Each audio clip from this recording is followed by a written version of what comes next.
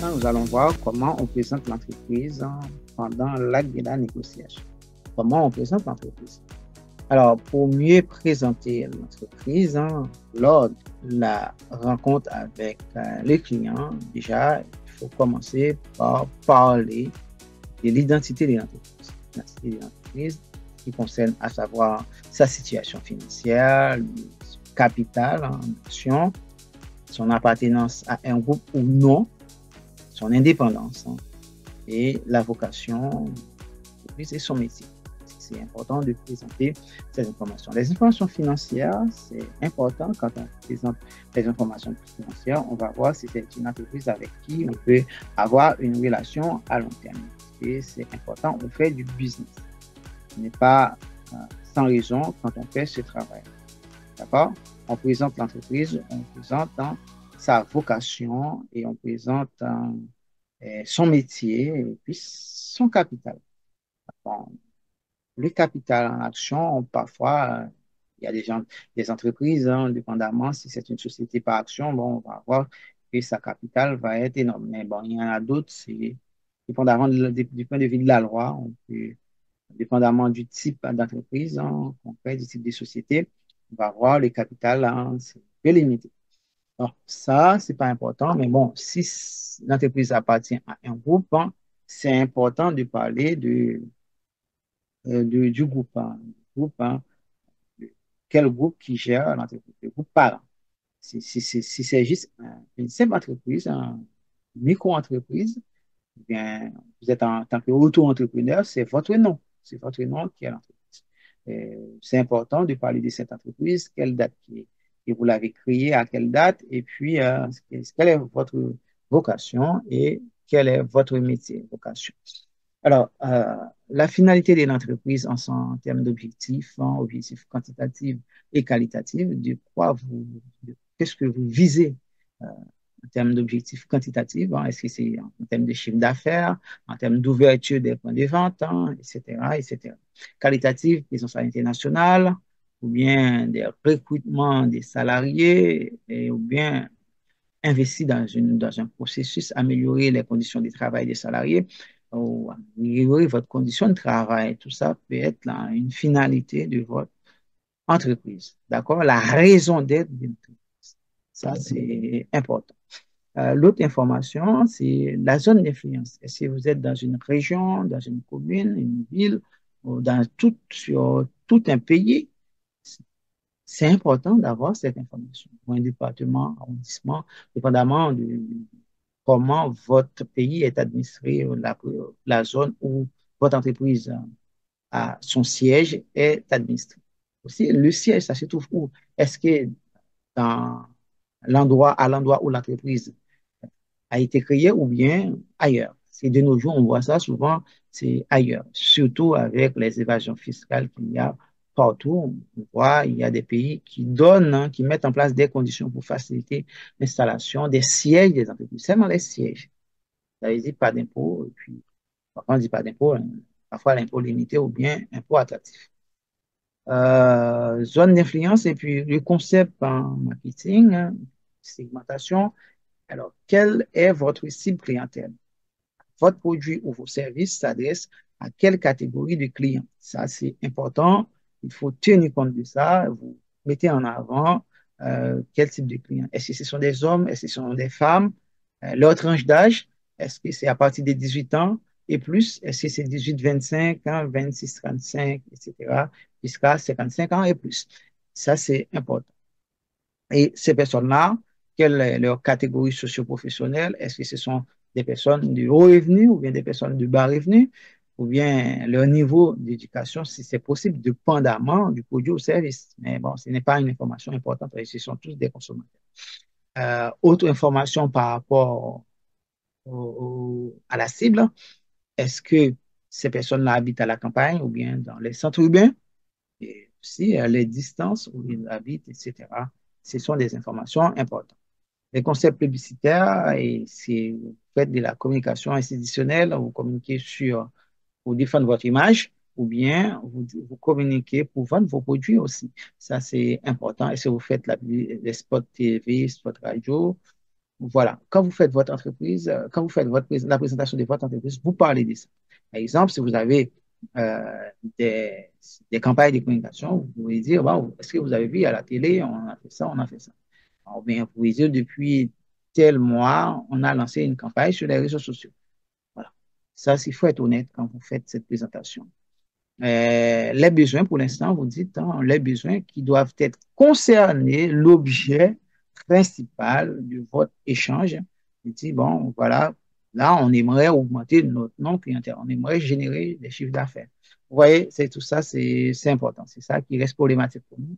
Ou bien il y a des matières premières qu'on n'arrive pas à accéder. Ça, c'est important. Vous restez honnête dans cette présentation. D'accord? Et puis, vous continuez dans la présentation de l'entreprise. Vous donnez la position, vous parlez de la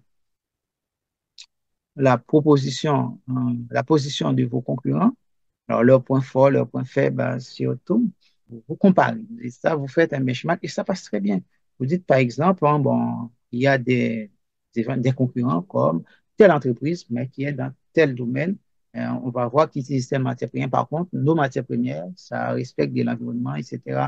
Ça a été exploité. Il n'y avait pas eu le travail des enfants, tout ça. Vous venez des exemples qui touchent aux gens.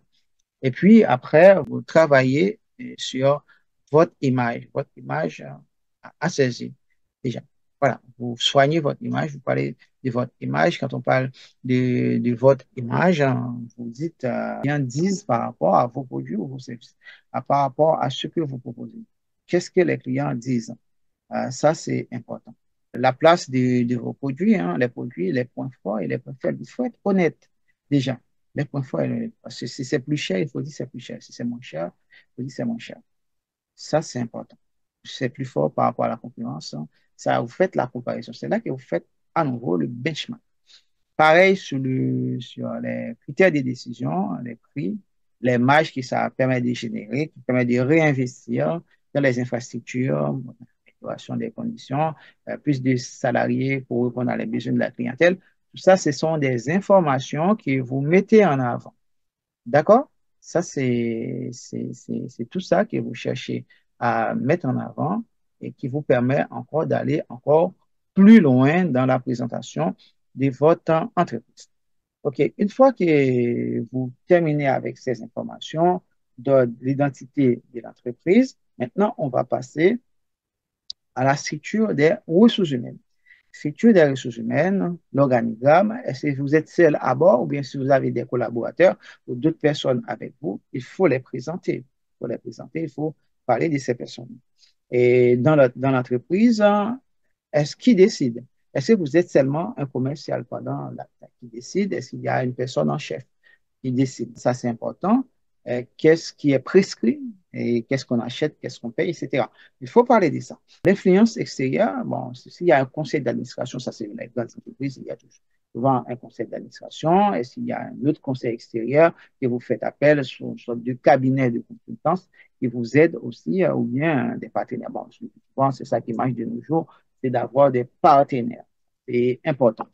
Et état de vos relations, ça aussi, c'est important.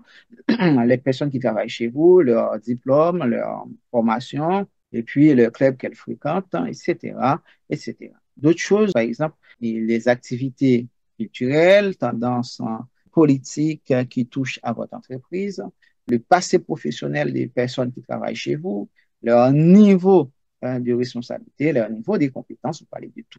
Alors, bon, dépendamment du pays, leur tendance politique, vous mettez ça de côté. Bon, mais par contre, culturel, ce qu'on aime, c'est important. L'origine géographique, dépendamment du pays, on met ça de côté. On ne parle pas de ça.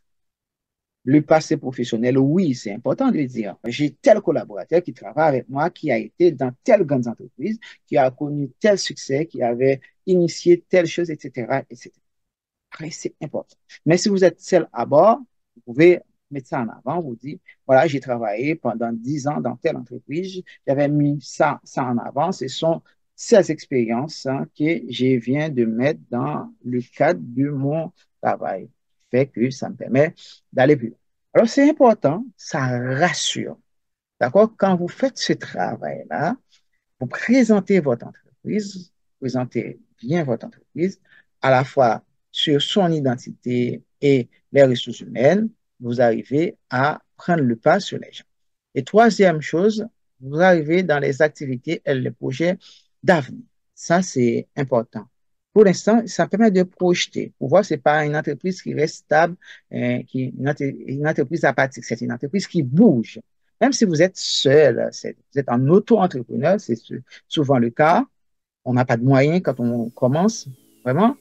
Ou bien, vous allez commencer et essayer de mettre ces informations en avant parce que vous êtes en présence, vous êtes en condition de négociation, vous êtes en présence des clients ou bien des potentiels partenaires.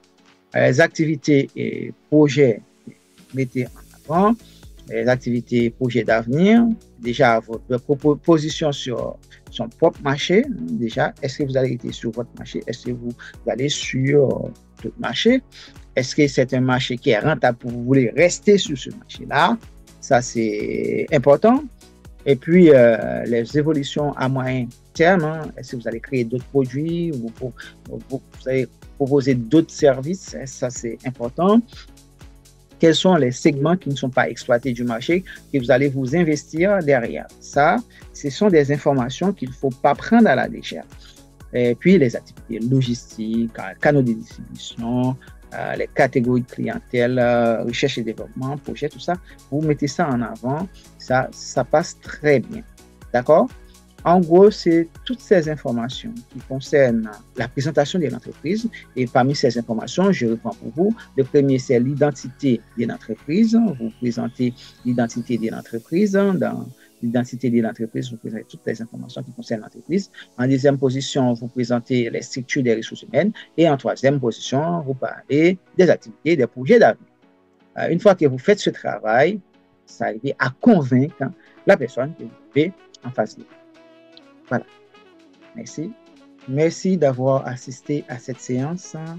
Nous vous remercions infiniment au nom de Baraka School, au nom de MMFLP et au nom de tout autre partenaire qui soutiennent de près ou de loin cette initiative Impact 10 000, Impact 10K. Vous pouvez rester en contact avec nous par l'intermédiaire des réseaux sociaux.